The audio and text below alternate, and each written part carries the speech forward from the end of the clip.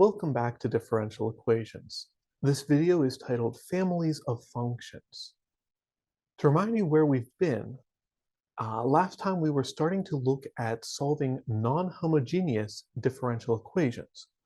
That is, differential equations in the form L acting on y is equal to some f of t. Assuming y is a function of t, we have some other function of t.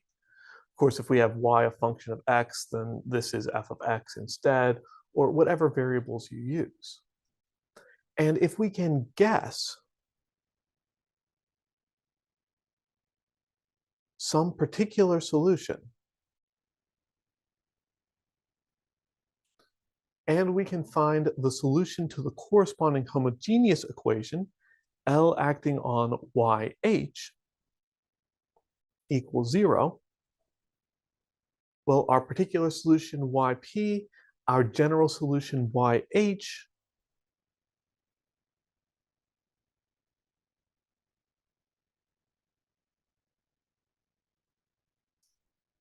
we've been working with the idea that the solution to the general differential equation is just the sum of these two pieces. Last time we focused on getting that general solution set up. We can also use that from there to solve an initial value problem. But in this video, I want to look at that first step, or I wrote it as the first step. It's traditionally the second step. How do you guess some particular solution? Again, this method is called judicious guessing, or some people call it undetermined coefficients, because you guess a function that is missing coefficients. So let me get my head out of the way, and let's just start thinking about what we've done.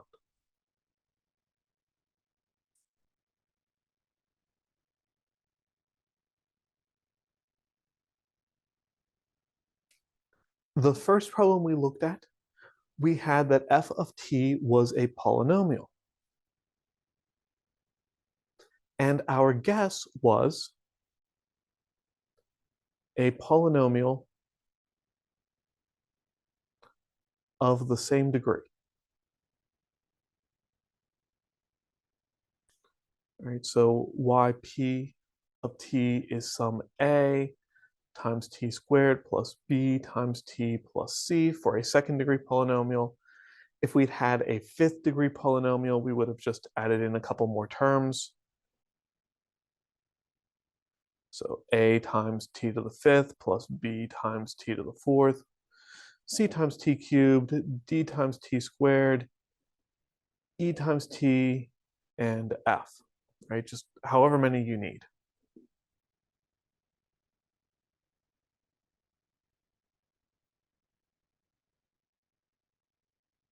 The other example we looked at involved sine and cosine. Specifically, we had cosine as our f of t, but our guess in that case was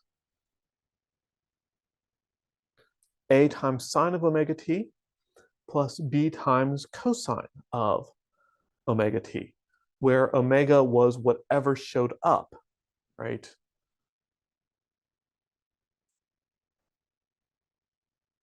We had that f of t was cosine of 2t, so we guessed yp was a times sine of 2t plus b times cosine of 2t.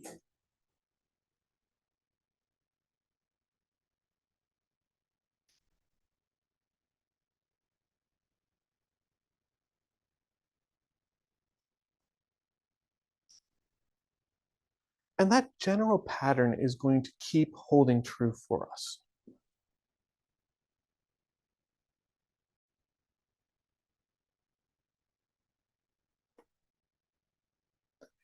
If the driving function is an exponential function, f of t is equal to e to the kt, we are going to guess that our particular function is the same exponential. Yp of t is equal to a times e to the kt.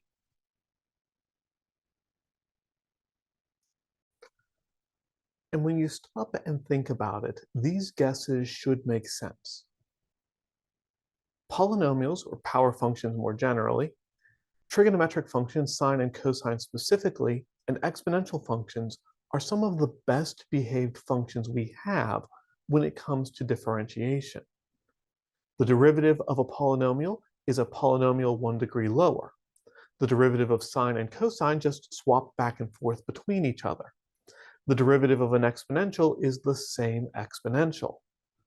We generally can't say that when it comes to other kinds of functions.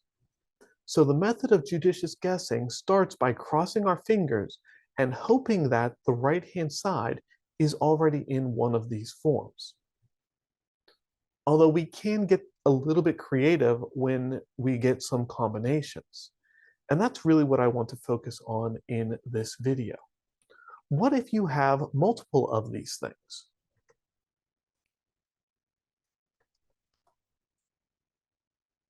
I'm going to stick with some very simple right-hand sides. Y double prime plus y. And let's say that y double prime plus y is equal to 3e to the 4t minus t squared. Well, this right-hand side is a linear combination of exponential functions and polynomial functions, specifically second-degree polynomial functions. So I'm going to guess the particular solution has the same characteristics. I need to have an exponential function, some coefficient a times e to the 4t. I also need to have a polynomial of second degree, bt squared plus ct plus d. Right? I already used a, so I'm not going to reuse it. Right? So because my particular, my driving function, my right-hand side of the non-homogeneous equation was a linear combination of exponential and second-degree polynomial, I'm assuming that my particular solution is also a linear combination of exponential and second-degree polynomial. And we can, of course, take some derivatives here. We don't strictly need yp prime, but it's the easiest way to get to y double prime.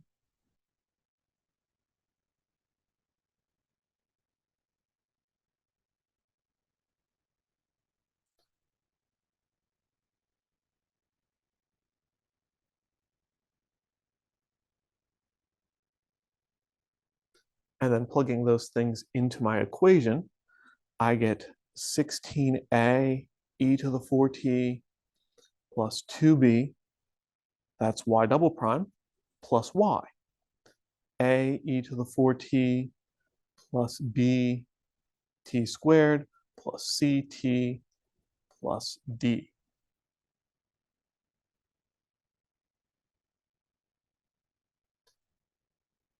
And playing some rearrangement on this, this is 17a e to the 4t plus bt squared plus ct plus 2b plus d. And I've already lost my right-hand side, sorry about that. 3e to the 4t minus t squared.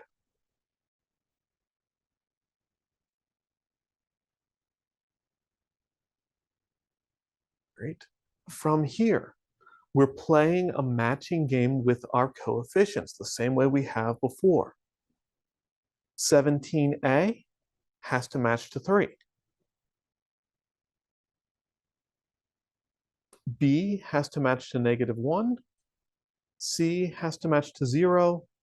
And 2b plus d also has to match to 0.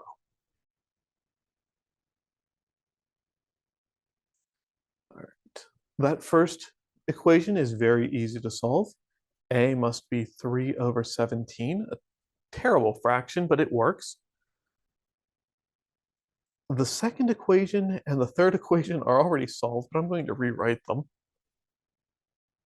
And then I noticed that that last equation doesn't give quite the expected result. It has two variables, and we know what b is. So that's 2 times -1 plus d is equal to 0, which gives us that d is 2. And so with that, our particular solution, it's off the screen now, but if I scroll back up, a times e to the 4t, bt squared ct d. So a is 3 over 17, e to the 4t. b is -1, t squared. C is 0. 0 times t is just 0. I'm not even going to bother writing it down. But then d is 2. So there is our particular solution. Right? We can solve the left-hand side. We can find the homogeneous corresponding solution. We can add them together to get the general solution. I'm not worried about that at this point. We've talked about how that works. We've gone through and seen how to make that work. We're looking at just finding the particular solution so we can get through a couple of examples here today. All right, so let's take a look at another example. I'll use the same left-hand side. It's fairly easy to work with, y double prime plus y. On the right-hand side, this time, let's take a look at something that looks like this. T times the sine of 3t. This time, instead of having things added together, we have things multiplied. Very specifically, we have a polynomial, a first-degree polynomial, multiplied by a trig function, sine of 3t. And so we know how the product rule for differentiation works. The derivatives of polynomial times sine are going to be a bunch more polynomials times sine. So it still makes sense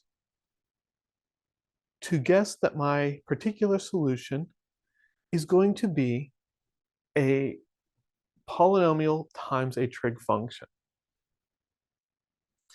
Now the polynomial, right, we have just a t, which is the simplest of the first degree polynomials.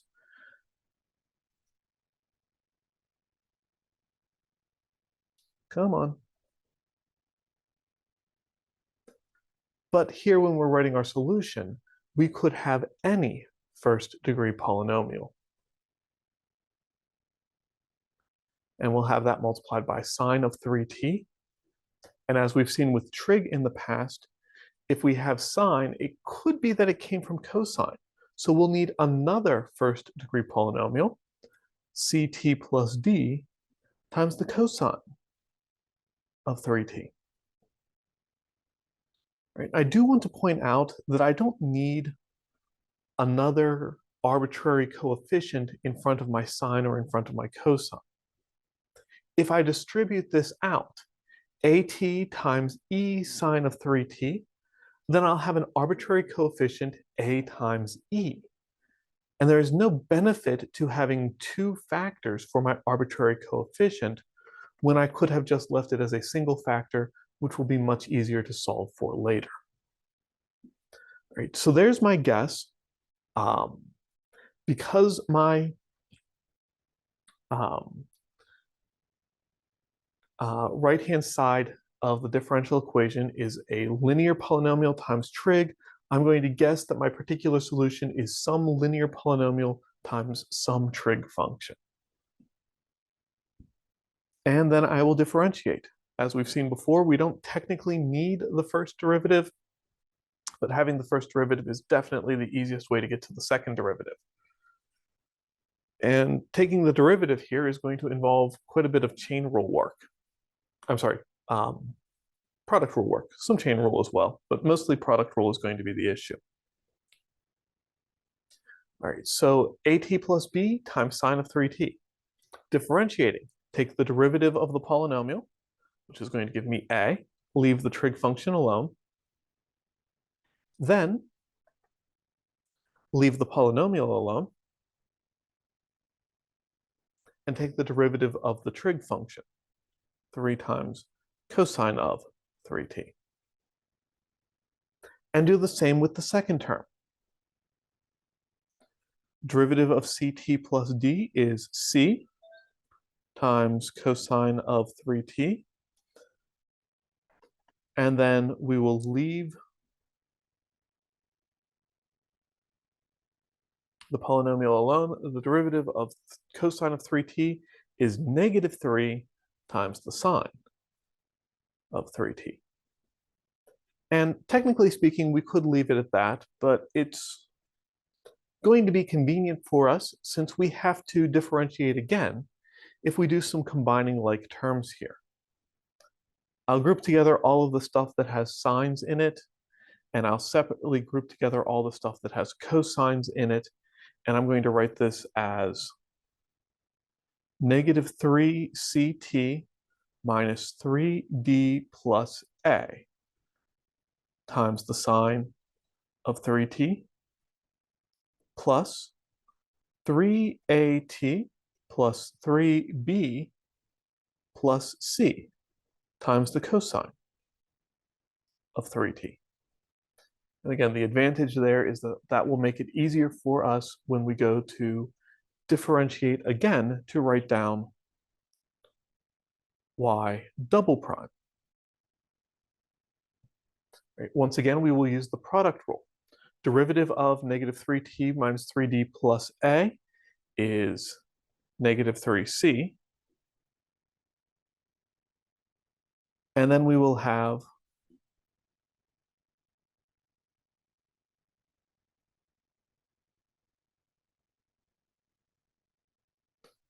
the derivative of sine 3t is 3 cosine of 3t. And go through the same process with the cosine term. The derivative of 3at plus 3b plus 3 is 3a. And then we have that whole thing, 3at plus 3b plus c. And the derivative of cosine is minus 3 times sine of 3t. And once again, technically speaking, I could just leave this as it is. That's perfectly fine. But I think my life is going to be a little bit easier if I take a couple of minutes and I rearrange things. I get all of my sines together and I get all of my cosines together.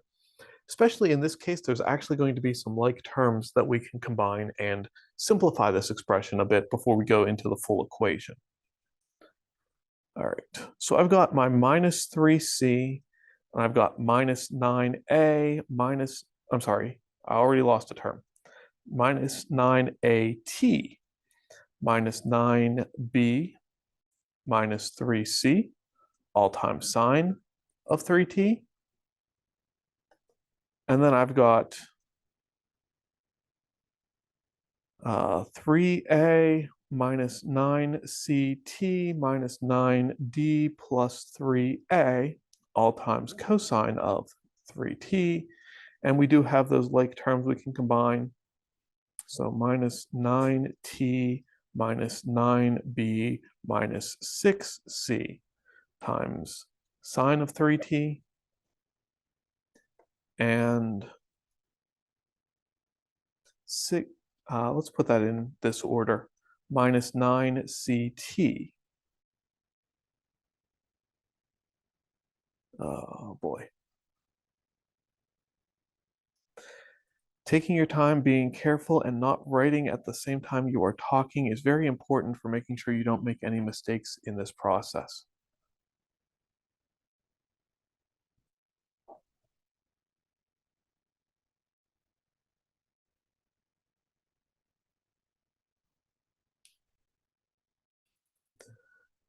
All right.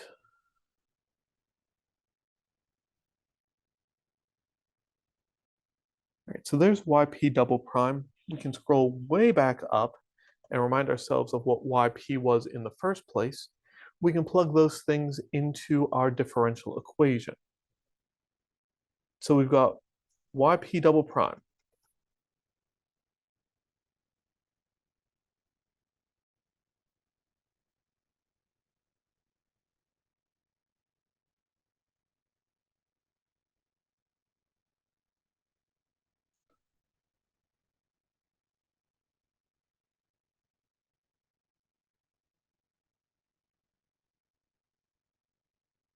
plus yp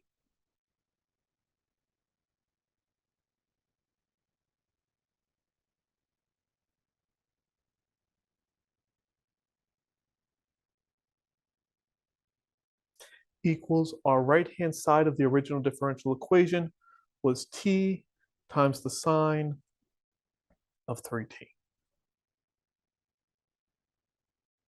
Once again, let's do some combining some like terms, because I've got sine showing up in a couple of places and I've got cosines showing up in a couple of places, and we might as well do some combining here now to make our lives easier.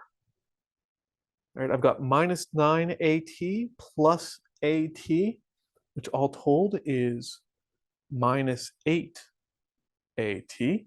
I've got minus 9b plus b, which is minus 8b. And I've got minus 6c, all being multiplied by the sine of 3t. Then on my cosines, I've got minus 9c plus c, which all told is minus 8ct. I've got 6a, I've got minus d plus 1, I'm sorry, minus 9d plus d, which all told is minus 8d, cosine of 3t.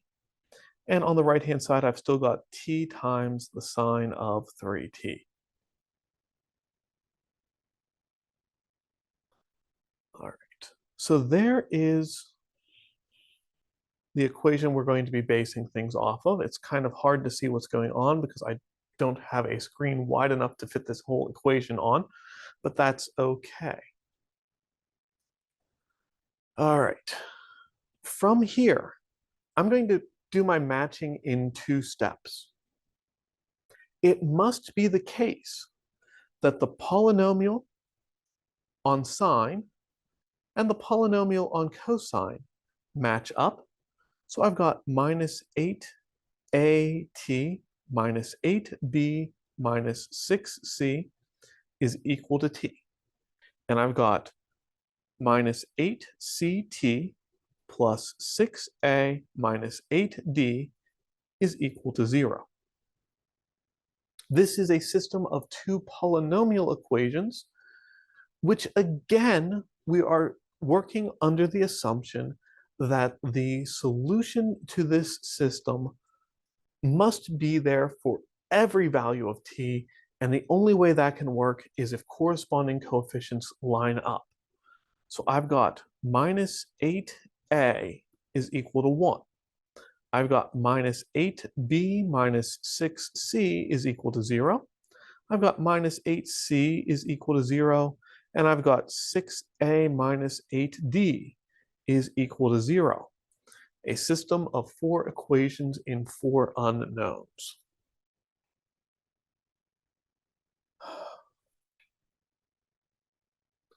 The first equation is very easy to solve. A must be negative 1/8. The third equation is very easy to solve. C is equal to 0. Once I have that third equation solved, going into the second equation, negative 8b minus 6c, but c is 0, shows me that b is equal to 0. And the somewhat surprising result, which hopefully is becoming less surprising as we go through these, that fourth equation, 6 times negative 1/8 minus 8d is equal to 0, which means that minus 8d is equal to positive 6/8, which reduces, I guess, to 3/4. which means that d itself is -3/32. So going back to our particular solution, yp was equal to at plus b. So that's going to be -1/8 t times the sine of 3t plus ct plus d, which is just -3/32 times the cosine of 3t. Right? This very frequently happens when we're dealing with trig functions. You have sines and cosine, or you have just sine in the driving function. Your particular solution ends up with both sine and cosine.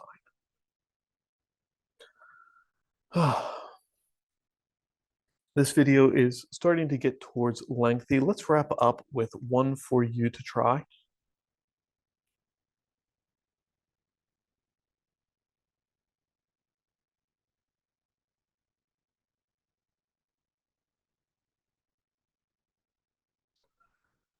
All right.